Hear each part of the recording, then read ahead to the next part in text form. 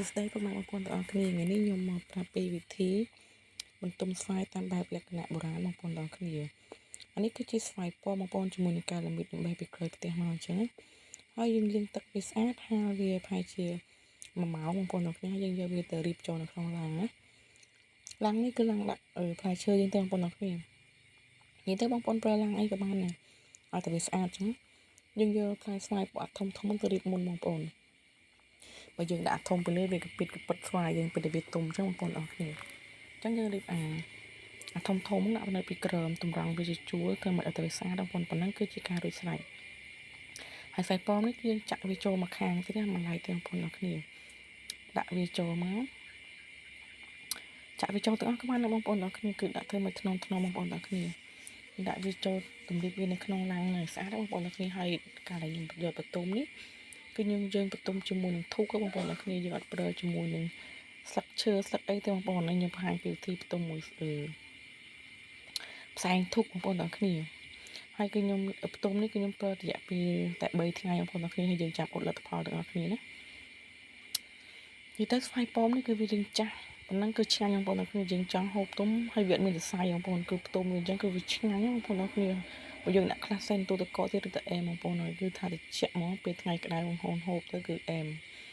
បងប្អូនអរគ្នានេះយើងអុជធូបទៅបងប្អូនយើងដាក់ចូលវានៅក្នុងកាលីបហ្នឹងមកធ្វើឲ្យកុំឲ្យតែវាប៉ះស្វាយបងប្អូនយើងដោតវាចូលអញ្ចឹងទៅហើយយើងធ្វើការបិទឡាំងក្របវា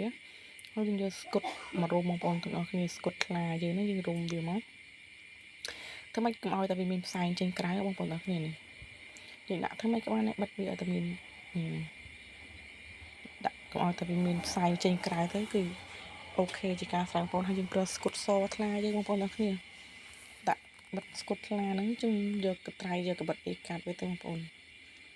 ធ្វើម៉េចឲ្យតែវាចិត្តនិយាយទៅធ្វើម៉េចឲ្យតែវាចិត្តល្អបងប្អូនទាំងអស់គ្នានេះឃើញអត់ហើយចំពោះខែហ្នឹងបងប្អូនហើយសម្បូរមែនតើស្វាយមិនថាផ្ទះគេផ្ទះខ្ញុំហ្នឹងបងប្អូនគ្រប់ផ្ទះបងប្អូនទាំងអស់គ្នាដល់រដូវស្វាយហូបអត់អស់ទេបងប្អូនអើយអ្នកខ្លះក៏ធ្វើតំណាប់ធ្វើអីចឹងទៅអ្នកខ្លះទៅក៏យកទៅលក់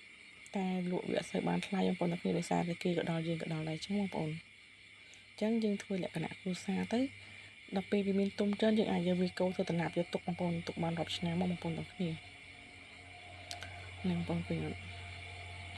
យើងបិទស្កុតធ្វើម៉េចឲ្យតែវាចិត្តដែរបងប្អូនទាំងគ្នានឹងផ្សែងធ្វើខុយជាងមកតិចនេះហើយបើសិនជាផ្ទុំចែកផ្ទុំលឿនផ្ទុំធ្វើពិធីបែបហ្នឹងគឺទុំល្អមែនតើបងប្អូន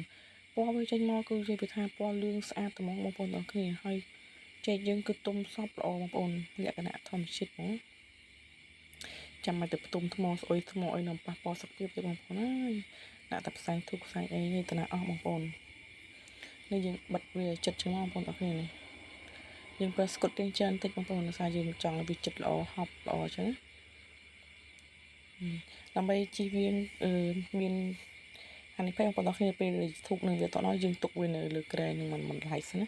ទុកវាប្រហែលជា2ម៉ោងទៅឲ្យកុំឲ្យវានេះចឹងហើយនេះ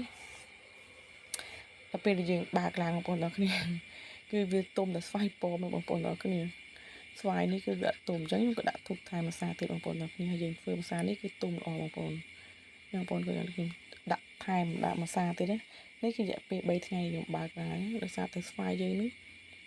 វាអត់ទាន់ចាស់ល្អអាស្វាយកាឡាមីតហើយស្វាយពណ៌មកគឺវាទុំទាំងអស់បងប្អូនទាំងគ្នាស្វាយពណ៌វាទុំល្អហើយអញ្ចឹងគឺយើងដកស្វាយពណ៌ចេញដាក់កាឡាមីតចូលបងប្អូនបងប្អូនគឺអាកន្លែងប៉ះធូបនោះមានរៀងជាប់មកបងប្អូនពី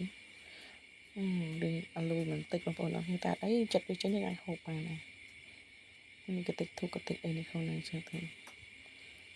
ហើយនិយាយពីថាផ្អែមបងប្អូនទាំងគ្នាតែប៉ុណ្្នឹងមានអីពិបាកទេងាយស្រួលបងប្អូនអាចធ្វើបាននៅតាមផ្ទះបងប្អូន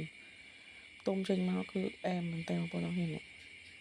បើសិនជាចង់ឲ្យទុំអស់ទេបងប្អូនដាក់ធូបឲ្យរៀងច្រើនតិចចេញមកពណ៌វាស្អាតឡើងក្រហមច្រាលហ្មងតែខ្ញុំដាក់តិចពេកខ្ញុំដាក់តែ3 4សៃចឹងបងប្អូនទាំងគ្នាតែគិតថាប៉ុណ្ណឹងវាអាចទុំនេះប៉ុន្តែខ្ញុំសួរមីងខ្ញុំទៅគាត់ថាដាក់រៀងច្រើនតិចបងប្អូនទាំងគ្នាអរគុណសម្រាប់ការតាមដានទស្សនា